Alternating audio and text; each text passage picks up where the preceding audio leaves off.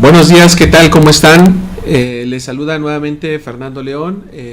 Tenemos la ausencia de Esther Malda aquí en Salud Financiera a través de Planeta 2013. Les damos la bienvenida, son las 9 de la mañana con 10 minutos y les agradecemos mucho que nos estén siguiendo ya en esta transmisión especial, sobre todo porque hoy vamos a darle continuidad a un tema que tocamos hace 2 semanas y la verdad muy interesante. Antes de comenzar, también me gustaría presentarles a nuestro invitado, que es Néstor Argüelles. Él es asesor previsional y que hoy nos va a comentar sobre el tema de pensiones. La verdad, un tema muy interesante. Y pues, Néstor, te escuchamos tu presentación, coméntanos. Buenos días, Fer, gracias por invitarme nuevamente. Muy buenos días a todos. Y pues sí, básicamente como decías, en el programa pasado en el cual estuve presente hablamos principalmente de Ley 73. La idea ahora es tocar lo que conocemos como Ley 97, que son aquellas personas que cotizaron del 1 de julio hacia acá. Recuerden que la fecha importante para saber a qué tipo de ley pertenecemos es el 1 de julio del 97. Entonces todas las personas que empezaron a cotizar después del 1 de julio del 97 pues pertenecen a lo que se conoce como generación Afore. ¿Qué quiere decir esto? Que pues su pensión está relacionada directamente con el ahorro que puedan hacer en su Afore. También los requisitos cambian. Habíamos visto que en Ley 73 para poderte pensionar se requieren 500 semanas de cotización y tener 60 años y estar cesado. Bueno, pues ahora en la Ley 97 el requisito son 1250 semanas, o sea que la zanahoria todavía se la pusieron más lejana a los jóvenes. Estoy hablando de jóvenes porque pues sí es una generación de jóvenes del 1 de julio del 97 para acá. Entonces 1250 semanas en años, pues son 25 años los que van a tener que cotizar para poder tener derecho a una pensión por Ley 97.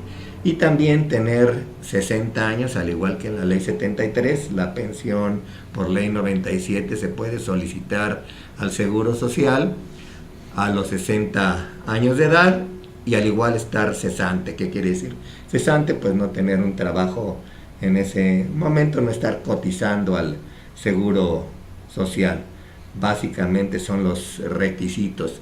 Ahí estamos viendo pues una problemática porque 25 años de cotización no tiene que ser continua, pero finalmente son 25 años, son muchos años de cotizar y más en las condiciones actuales donde pues inclusive los jóvenes no están educados en sí para permanecer mucho tiempo en una empresa. En las mismas universidades actualmente pues se fomenta más el que sean empresarios, en que formen su propia empresa y no tanto el pertenecer como era en las generaciones anteriores, que tú querías pues terminar tu vida laboral en una empresa y obtener una jubilación aparte de una pensión. Actualmente pues los jóvenes en las universidades se les educa para ser emprendedores. Entonces esas 1250 o 25 años de cotización pues se vuelven problemáticas en la Ley 97. Sí, definitivamente son muchos años.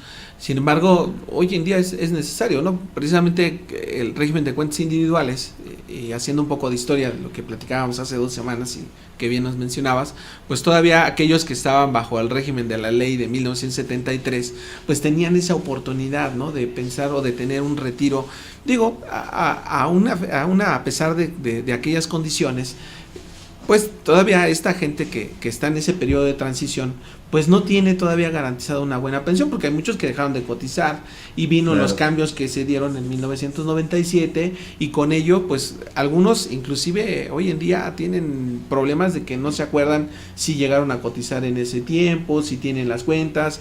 Por ahí inclusive ayer en la noche que lancé la invitación, Néstor, la gente empezó a preguntar, oye, ¿qué pasa con mi cuenta individual? Yo dejé de cotizar hace 10 años, todavía está mi Afore, yo empecé desde después del cambio de 1997.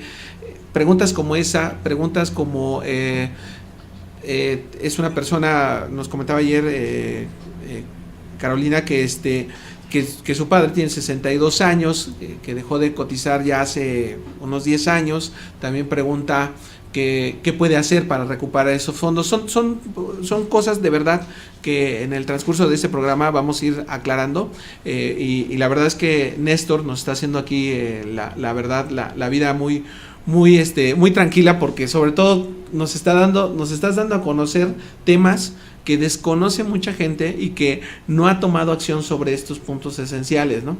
Entonces, la verdad que lo que comentas es muy cierto. Hoy tenemos que trabajar más para poder alcanzar una pensión.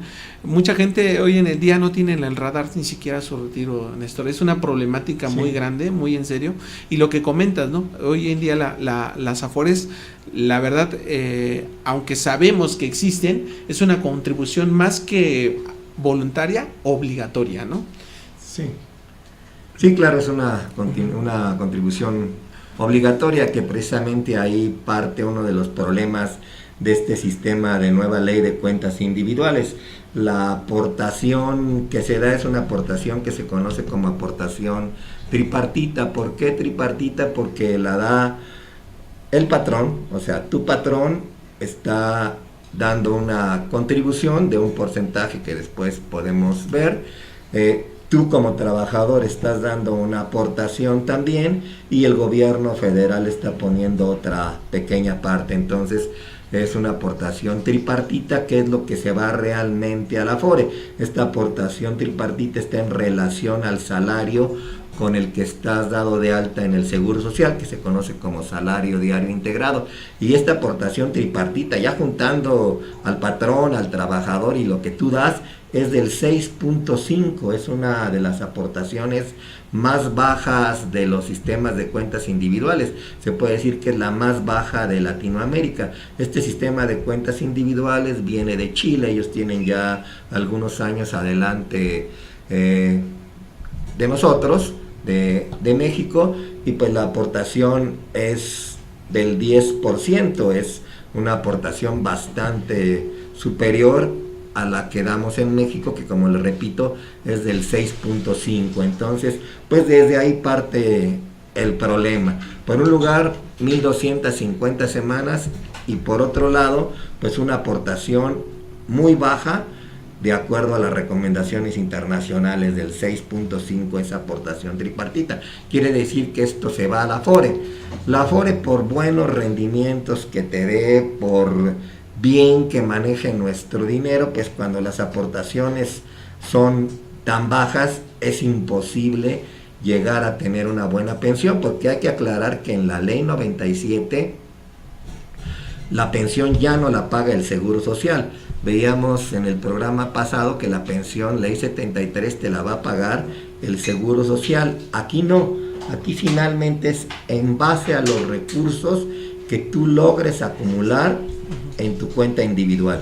Ese 6.5 que se aporta, más los rendimientos que te da tu Afore, más el ahorro voluntario que tú puedas hacer. Entonces pues desgraciadamente partimos de una aportación muy baja que nos va a llevar a una tasa de reemplazo, que es esto, a una pensión pues realmente baja, que en el mejor de los casos ideales que vamos a revisar más adelante, está sobre el 30%. Esto quiere decir que si tu último salario, por decir algo, fue de 10,000 pesos, pues tu pensión, si bien te va cumpliendo requisitos muy especiales de continuidad, etcétera, pues llegará a ser de 3,000 pesos, o sea, del 30%. Quiere decir que pues obviamente tu nivel de vida va a bajar drásticamente. Sí, de hecho eso que comentas es muy importante, Néstor. Inclusive cuando se inició con el régimen de las cuentas individuales, el gobierno aseguraba en aquel entonces, en 1997, que te ibas a pensionar más o menos con el 80% de tu salario. No sé si recuerdas que esta se hizo una controversia y toda la gente estaba muy feliz porque decía, ay, qué bueno, pues vamos a tener una mejor pensión. La realidad es que también ha influido la pirámide poblacional que se ha invertido y obviamente el régimen de pensiones pues ha venido decreciendo, ¿no? Y el tema aquí es que la informalidad, ¿no? También el tema de la informalidad, que no recibes el salario hoy en día que deberías de estar cotizando en el Seguro Social. Lo que hablábamos hace 2 semanas, te pago 10, pero en realidad te tengo dado de alta con el mínimo, ¿no? Entonces eso ha obligado o ha generado una desestabilidad en el sistema de pensiones, sobre todo en la parte de Afores, pero lo controversial es de que lo que decía en aquel entonces el gobierno, cuando decía, bueno, el 80%, hoy en día en realidad es un 30%. Estamos hablando un poco más de un 30% aproximadamente. Es la tasa de reemplazo bajo condiciones ideales. Y consiguiendo los requisitos. Cotizar las 1,250 semanas o los 25 años, cotizar hasta los 65 años y cotizar bien. Porque como dices, estamos hablando de que muchas veces se cotiza con el salario mínimo, entonces pues no es lo mismo el 6.5 de 100 pesos que el 6.5 de 1,000 pesos, entonces claro, influye con qué salario estás dado de alta en el Seguro Social. Y como dices, actualmente existen muchas empresas como las outsourcing que pues sí te dan la prestación social, pero te la dan con el salario mínimo. Esto hace que la aportación o los recursos que finalmente fluyen a tu Afore pues sean muy pocos. Y finalmente tú te vas a pensionar con esos recursos. Recuerda que el Seguro Social ya se hizo un poquito a un lado en esto, solamente tiene la parte normativa, pero en sí la pensión va a depender de los recursos que podamos acumular en nuestra Afore. Finalmente, también hay que aclarar que ese dinero no es tuyo. Ese dinero te va a servir por ley para comprar una renta vitalicia, o sea, ese dinero te permite que escojas solamente una aseguradora que te va a pagar la renta vitalicia, como lo dices. Es una renta que te va a dar la aseguradora a cambio de tus recursos, es pagar una prima, a cambio de esos recursos te va a dar una renta vitalicia, como su nombre lo dice, repito, es mientras vivas. Es una de las opciones que tenemos para podernos pensionar en esta nueva ley de cuentas individuales. Bien, vamos a ir a un pequeño corte. Regresando, vamos a entrar con las dudas que tienen en redes sociales. Ya tenemos algunos planteamientos. Si te parece, Néstor, vamos a un pequeño corte. Regresamos aquí en Salud Financiera. Perfecto. Estamos transmitiendo en vivo.